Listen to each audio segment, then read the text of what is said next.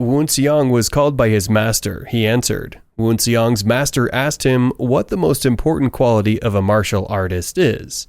Wu Xiang replied that excellence in martial arts skills and the depth of their qi were the most important qualities. His master then told him that he was not entirely wrong, but in his opinion, the most important quality of a martial artist is harmony. He said that all martial arts qi cultivation must be built on top of harmony with others. Wu Xiang was in bad shape, badly wounded, but bleeding heavily. He looked at his master, who was lying close to death, and said to him, "You have emphasized harmony all your life, and yet this is how you go?" Wu Xiang and his master had been attacked by a crowd of different martial artists who believed they were eliminating a threat from their society. Wu Xiang asked why they had decided to do this, since his master did not practice the vile demonic art, the silent 10 skills of the demon, and when he devoted his life to the martial society. Wu Xiang explained how his master did not possess the book of the 10 silent skills of the demon, nor anything associated with it. But it was later found on their literature shelf when investigators started searching their bookshelves. Wu Xiang suspected that someone among these people had framed them. He suspected Jua Do Gayul, because he was always envious of Wu Xiang's master, and he surprised him in both technique and personality. Jua Do Gayul shouted at Wu Xiang that his master did not teach him the consequences of speaking out of the line, and told him that he would punish him and his demonic sect, so that the martial sect would know that there is still justice in the world. Wu Xiang attacked Jua Do Gayul and cut his fingers in the process. The others joined Jua Do Gayul, and Wu Xiang was defeated and left to die beside his master. Wu Xiang promised to take revenge on Jua Do Gayul in the afterlife, and then he died. Children are training in a field. One of them falls down and is identified by a number 702. One of the men asks the kid that was calling number 702, "Is that even the time to worry about someone else?" The kid answers, "Yes." The man tells him that he must never forget that where they are is the cave of latent demons, and that 3 knots and you meet your death. He warns the kid that worrying about someone else can cost his life. The man tells one of the men to take care of the body of number 702. The body of number 702 is dragged and thrown in a river. They ask each other how many have died, and the answer is that 250 have. The other worries that they have lost too many this month. The Cave of Latent Demons is a training facility of the cult of the Heavenly Demon that raises students, just like the Martial Alliance's Twilight Dragon forces. This place is no ordinary place, where only 1/10 of those who came in leave alive. The man delivers a report to Song In Hayo, the general director of the Cave of Latent Demons. Song In Hayo worries that the numbers have gone down and asks how many are remaining. The reporter answers that only 600 are remaining. Song In Hayo asks who among the 600 shows promise. The reporter answers that only 3 of the 600 are showing potential, numbers 117 and 109. Song In Hayo continues to ask if there is anyone else showing potential apart from numbers 117 and 109. The reporter answers that there's number 900, who has improved in the last 6 months. Song In Hayo tells the reporter to keep talking because he seems to have interest in number 900. Because others of the same number failed a long time ago. Number 900, Wu Xiang, has found himself in a new body. He remembers that it's been 6 months since he died and woke up in his new body. He wonders what power the artifact on his neck has, since he thinks it was what brought him back to life. Wu Xiang talks to himself that he could refine his body using the Heavenward Soul earthen body, which could take him about a decade to train, but because the kid's body cannot live long without it, he needed to learn as fast as he could.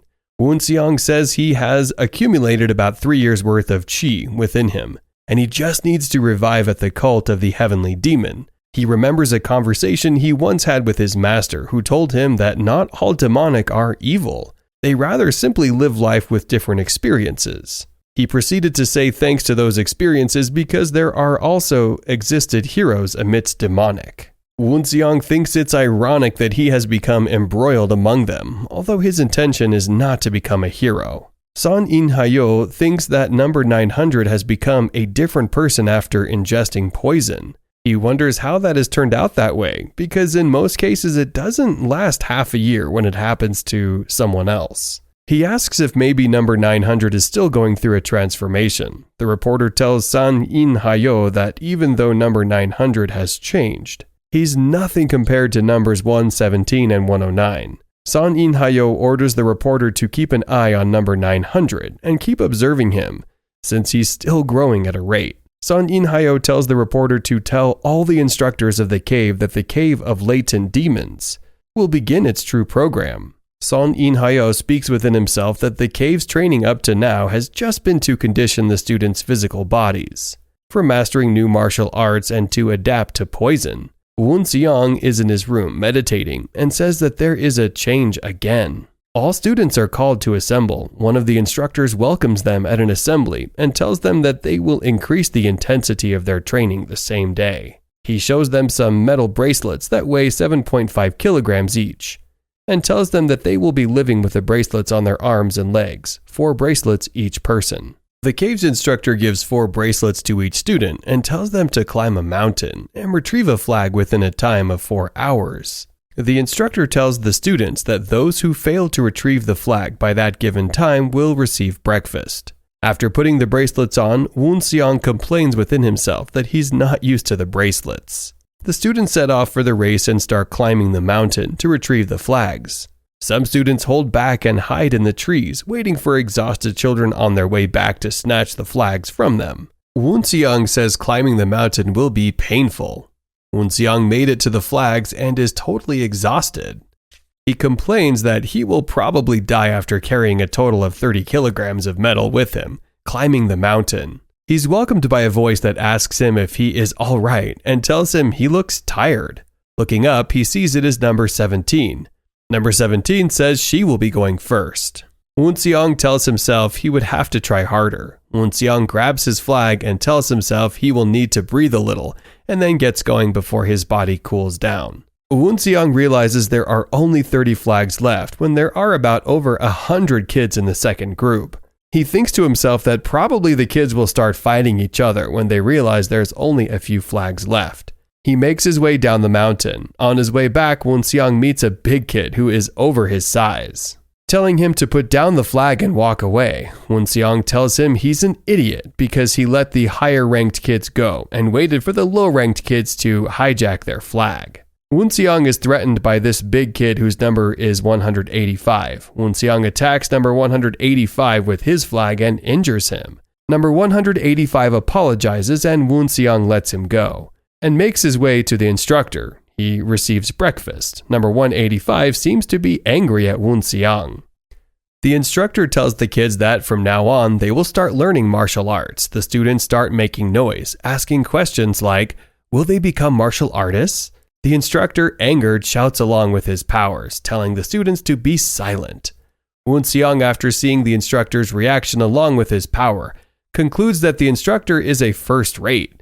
He's at the level of a master of a mid-sized sect. The instructor says that since the students have now quieted down, he will proceed with what he wants to communicate with them. He repeats that the students will start learning martial arts, however, they won't be able to practice high-level martial arts because they cannot build a strong castle on top of sand. He tells them that their training for the past year was to build that foundation, so now they must learn to cultivate it. He shows them a book of the Dark Flower and Spirit Method. He splits the students into 2 categories, those who know how to read and those who do not know how to read. He tells those who know how to read to memorize 30 lines from the Dark Flower, and those who do not know how to read to memorize 200 characters of the 1,000 fundamental characters. He warns them that if they do not memorize by lunch, all of them will not be given a meal for lunch. Wen Xiang worries that learning the Dark Flower will be like abandoning his roots, but then encourages himself that there's no harm in trying. All the students are assembled to utilize the lines of the Dark Flower. The instructor asks who feels hot or cold, but no one raises their hand, even though some felt it. All the students are told practice is over. They should get their meal and use their free time afterwards. Wen Xiang says he won't waste time hanging with other children. Number 17 follows Wen Xiang to his room and starts asking him questions. She introduces herself as A Yong. Woonseong tells her to call him by the name number 900. It's been a year and a lot of things have changed for Woonseong. Two things have changed. The first thing is that he has finally combined two qi cultivation methods, the dark flower and the completed method of the tempered orthodox qi. He has also succeeded in creating a new cultivation method, which he calls firm and unshaking words that blooms a true flower. The second change is that the heavenward soul is becoming more apparent. His bones have become stronger, and his height has increased a lot to the point that number 185 is not much bigger than him anymore. Although it is not yet complete, he hopes that his body should fit in the top 700. It's been a year now since they started learning the qi cultivation method, and the number of children has decreased noticeably. The weight of the iron bracelets on his arms and legs has been increased to 45 kilograms. The instructor tells students that they will start to learn to train with weapons. The instructor tells them that everyone must pick a weapon of their choice, and that will be the weapon they will use for the rest of their lives. The weapons include the jian, the dao, and the spear. He says these are the weapons that have become the staples of the martial arts society. Every student is given a manual based on their choice of weapon.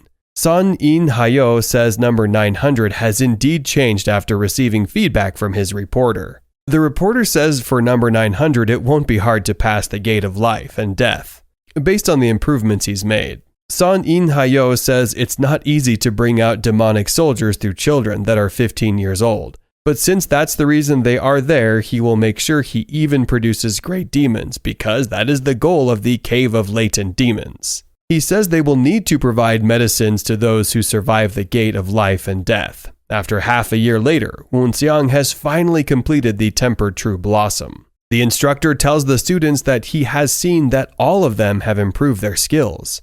However, half of them will die today in the trial of life and death. He tells them that when they enter the trial of life and death, they will experience a near death, so simply training will not guarantee their survival. But struggling with all their might may help them survive. If they fail, they will die a slow and painful death with their limbs being eaten alive. He reminds them that the cult is all about the survival of the strongest because they do not need the weak in their cult. He tells them that they will only consider the cult their home when they become strong, both mentally and physically. Woonseong talks to himself about dying while being eaten alive in that pit, but he encourages himself that it's not a problem. He sees a beast with 4 feet and glowing eyes. It gets close to him. He sees it's a gray wolf from Tian Shan. He says it's good that they gave him a spear, otherwise he wouldn't have landed a scratch on it with his bare hands. He realizes the wolf reacts to his qi, and he understands that the wolf is trained to fight a human. He tells himself that it will not be easy. Son In Hayo is talking with one of the instructors. He says that the first group should be in the trial of life and death. The instructor says they probably are in an encounter with their beast by now. The instructor tells Son In Hayo that the top 30 students were replaced of their wolves with alpha wolves, just like he commanded. Son In Hayo hopes that all who survive will likely become martial artists that suit their cult, and he hopes for number 900 to make it. Woonseong comes out of his pit and sees other 20 students that already made it, and among them is number 17. He sees number 185 coming out of his pit without a scratch, and he concludes that the trial was not equal. He vows to train more to strengthen his qi. The instructor speaks to the students and tells them that since they have survived the trial of death and life, that they now qualified to be demon soldiers of the cave sect. He tells them that they have prepared a reward for them. Each student is given 3 medicines of the demonic medicine of Ayukalpa. Woonseong recognizes the medicine. He says to himself that the medicine will provide each of them 5 to 7 years worth of qi. Woonseong believes this is no ordinary cave of latent demons.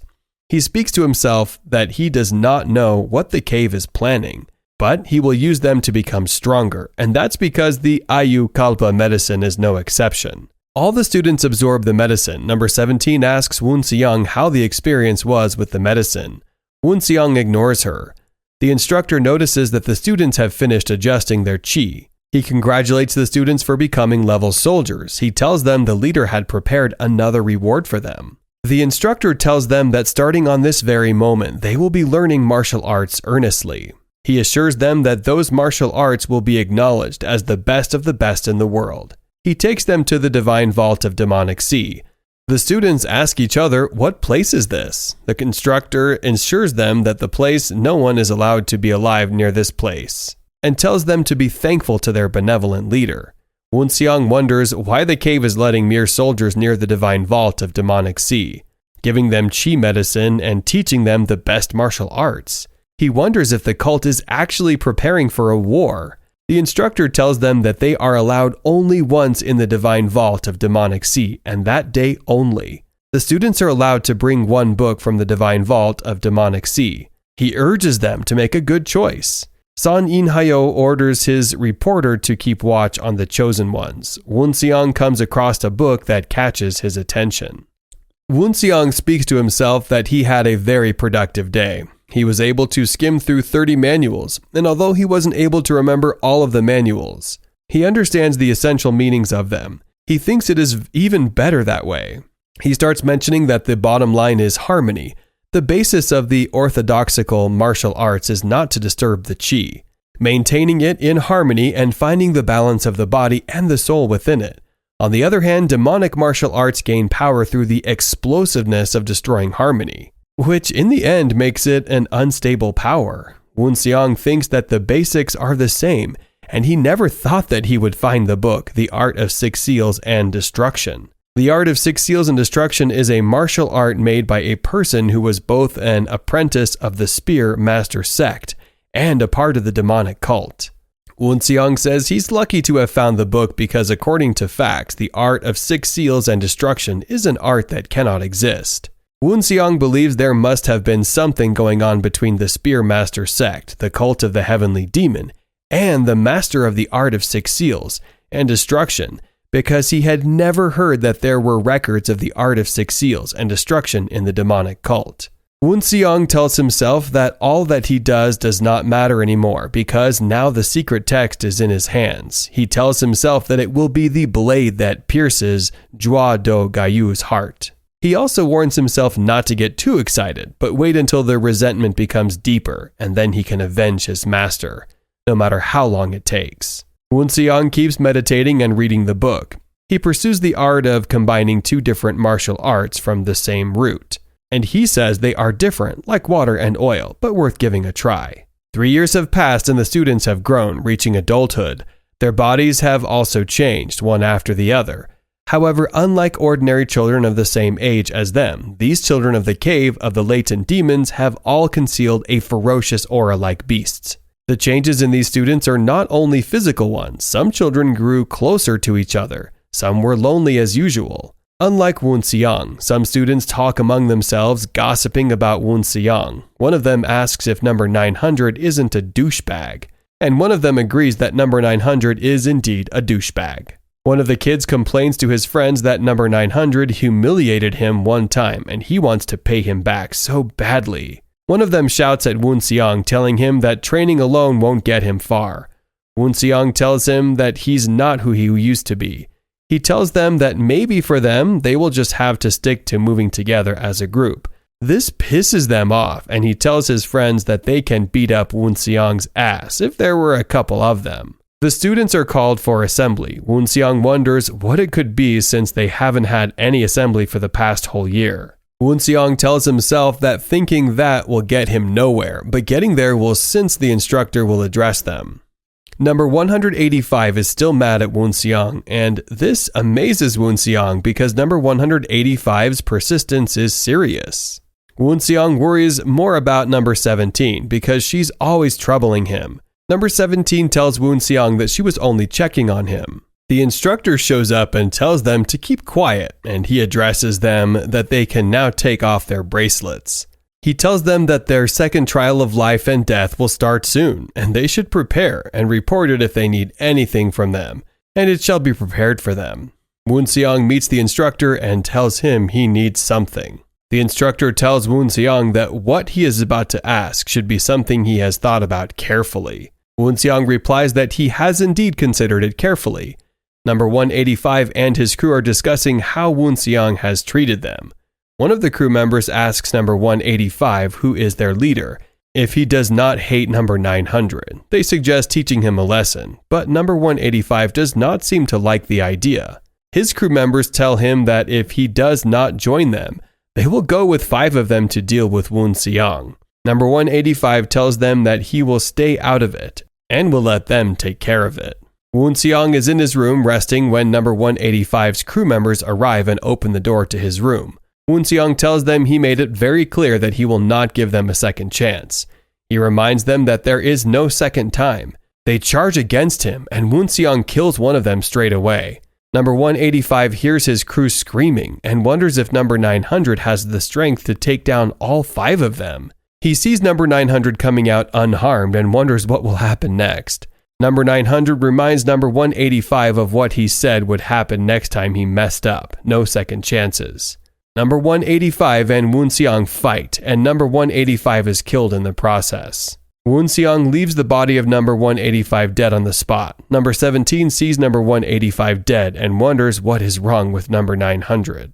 5 days later, all students were called for the initiation day of the second gate of life and death.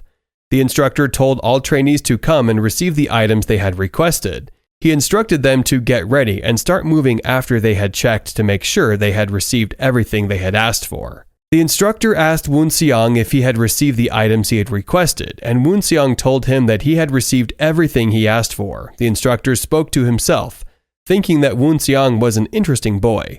He wasn't yet at the top tier, but the instructor already had a hunch that he had potential. He told the students to get moving. Woon Seong, who wouldn't yet have taken off his bracelets, wondered if he could get used to the heavy metal bracelets weighing 68.75 kilograms and an iron spear.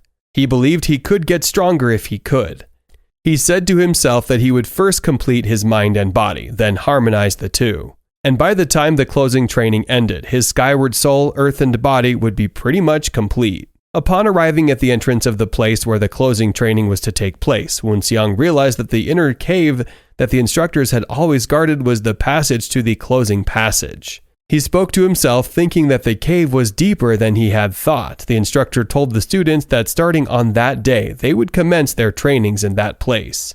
He showed them the entrances to the closing training grounds and told them they would find enough room and food for each one of them to train. The instructor also told them that no one would be allowed to leave until they finished their trainings because the doors would be sealed, so they must prepare themselves. He taught himself to adapt to the darkness and kept meditating and training. Woon Seong entered and realized there was so much darkness in the room. He told himself to focus, otherwise he would lose his mind and die there.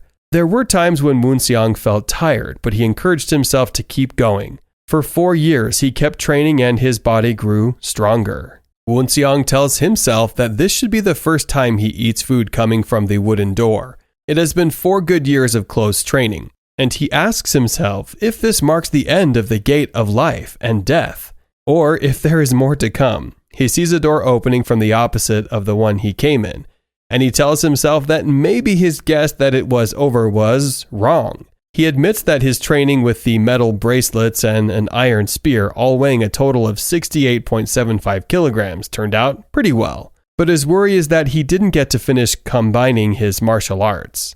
As he makes his way out, he comes across a trap of spears that almost kill him. He speaks to himself that the training seems to have not come to an end yet. He realizes it is not an ordinary passage as many traps were set. He comes across a stream of heavy water, at least 30 meters wide. He negotiates with himself that it would be better if he crossed while he has his bracelets off. But another part of himself tells him that he has to do it with the bracelets still on him. He jumps in the stream with his bracelets on and makes it to the other side. As he passes through another passage, his senses of the skyward soul, earth, and body start reacting. He senses a murderous hostility ahead of him. After passing through the passage, he encounters a person who attacks, trying to end his life, saying that only one of them can leave the place alive. Woon Seong, who is very attentive to the surroundings, blocks and starts fighting with the person. Woon Seong kills the person, and he sees a bright light in front of him. He hears a voice saying that, "Congratulations on surviving the second gates of life and death, number 900. Woon Seong is filled with questions of who it could be. Son In Hayo shows up in front of Woon Seong and tells him that it's their first time meeting. Son In Hayo tells Woon Seong to rest, because the next day will be the day to face the last gateway of the Cave of Latent Demons, the third gate of life and death. Woon-seong speaks to himself that, thanks to the skyward soul earthen body, he shed off the fatigue from the second gate of life and death already. He then realizes that the third gate comes the day after the end of the second gate. He hopes that he can get through this one without using the command of fear skill or taking off his bracelets. He sees numbers 1 and number 109 and tells himself that they are probably the big shots of Group 1 and Group. Definitely beyond the level of most trainees. He tells himself that one of them is objectively a tier lower than him, so he won't need to take his bracelets off when fighting him. He wonders if he can win Young and this other guy with bracelets on. Everyone is gathered where the third gate of life and death will be conducted. San In-hayo tells them that only the strong can stand and the weak will perish. And this is true in any part of the martial society. Especially in their cult, he continues to tell them that the strong are treated appropriately. So they must fight for it to win. The rules of the duel are to fight until one of the fighters surrenders or dies in the hands of the fellow fighter. And they call it the strife for life and death. He promises them that the winner will be provided with a weapon that contains 3.7 kilograms of flame-patterned black iron. Combatants are selected by the instructor, and the matches have begun. Woon-seong wins his fight, and the second fight he's been matched with number 1. Number 1 asks number 900 why he's smiling. Number 900 asks number 1 what he thinks. Number 1 says no one in the group 1 looks down on him. So he intends to keep it that way for everyone, everywhere. Number 1 shouts in anger to attack number 900. As Gwon Tae-ryong brags about how great he is and how everyone respects him, Woon-seong tells him that he has no idea how the vast martial arts society is. Gwon Tae-ryong and Woon-seong fight with pure hatred for each other. As the fight reaches its climax, Woon-seong tells Gwon Tae-ryong that someone like him is nothing special in the martial arts society, and if he wants no one to look down on him, then he should go train himself more. Gwon Tae-ryong is angry and wants to end Woon-seong's life right away. The fight begins and Woon-seong uses the art of 6 seals and destruction against Gwon Tae-ryong. Leaving him badly injured, the instructor announces number 900 as the winner. San In-hayo is impressed with Woon-seong's skills, a skill that originally wasn't a demonic art but became one and surprised the 10 achievements. He says he'd never imagined the successor of that art coming from the cave of latent demons. He hopes Woon-seong will become the rear wave of a river that will flow through the cult. Next up, number 17 and number 109 enter the arena to fight. Woon-seong is expecting to see how good number 17 is. Number 17 and number 109 are fighting in the arena. The instructors wonder why no one seems to be winning. And yet, they have exchanged about 20 strikes. Woon-seong talks to himself that it seems like Young will win, and says it's going to take 10 more seconds at most. Before he can finish his thought, number 17 attacks number 109 with her Dark Flower Red Heart skill. Woon-seong is surprised to see that. He remembers when she told him her name is Young, but didn't mention her surname. Woon-seong thinks the instructors knew. He compliments that Young's skill is amazing. The instructors call number 900 to come up on stage, as he is the next to fight with number 17, since number 109 has lost to her.